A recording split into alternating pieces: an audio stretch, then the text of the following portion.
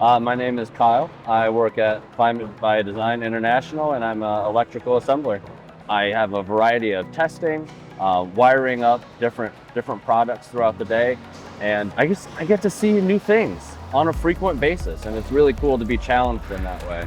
Well, as the product moves through the line through assembly, there's a assortment of different components that make the unit function. In electrical assembly, what I'm doing is I'm making sure all those components are hooked up, and then when they get to test, they're running operably.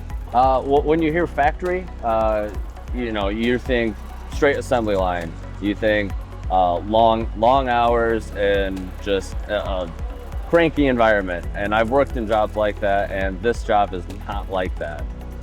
If you work the day shift, there's bright windows all the way around the building. There are opportunities for you throughout the day. There's a gym here that you can get a quick workout in, a basketball court outside that I love being on during break.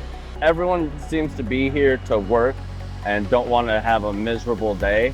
I've been in places where you see a lot of button heads, where here, if you're here to do your job, you get along with people. I had a basic understanding of wiring, but the training that I've received while I was here has been great. The people that they put in charge of you for training know what they're talking about and know how to relay that information in a way you can understand.